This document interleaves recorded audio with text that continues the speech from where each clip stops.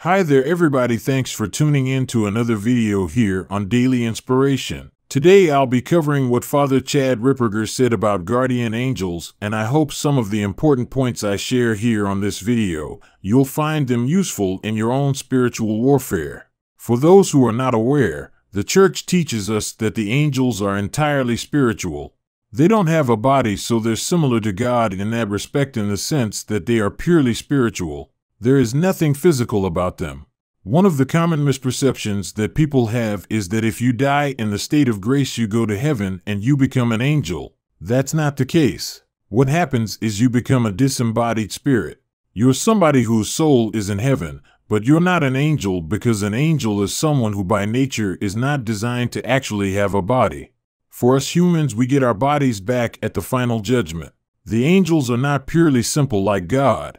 God is purely simple. There's no division within his substance. And so as a result of that, everything he does is that act of his own substance. So like when God wills or loves or thinks of this sort, it's his whole substance doing it. In angels, it's a different kind of a thing. They have an angelic substance, but then they also have an intellect and a will which is distinct from that substance, which is very similar to us. Their mode of communication is that when one angel wants to talk to another angel through his will, he prompts the other angel through kind of a telepathy that he wants to communicate with him. Then once the other angel gives consent, then the concept that the other angel is thinking about is illuminated into the mind of the other angels. They speak directly, mind to mind. That's how they communicate. Father Chad Ripperger also reminds us that there is a hierarchy of angels. Where the angels are at in the hierarchy is directly proportionate to how intelligent they are, so the more intelligent the angel is, the higher he is in the hierarchy. How much sanctifying grace they have at the moment in which they were created is directly proportionate to how intelligent they are, that is directly proportionate to their substance.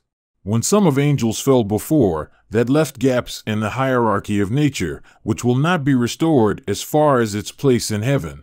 But what will be restored is the hierarchy of grace. So human beings will get those places of the angels who actually fell. The demons, in fact, find that particularly repulsive, and they get very angry when they find out who's getting their place. So just to kind of keep that in mind, the angels were infused with all of the essences of created things at the moment of their creation. So as soon as they were created, God also infused in them everything, all the essences of all created things. What the essence of a tree is, a human being is, what a dog is, what all the different angels are, because each angel has a different essence. Each one is a different species. In fact, when you deal with angels, one of the things that you'll discover is their personalities, because each angel is essentially different from one another.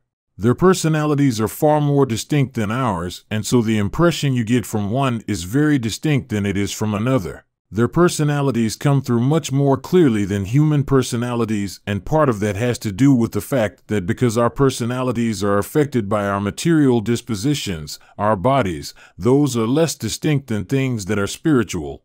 So their personalities are much more distinct, much more defined than ours. I guess this is the end of part 1 of this video. Part 2 of this video, I'll be covering what Father Ripperger went on to say, how the angels communicate and the role of guardian angels in our daily life. Thanks for watching and God bless you.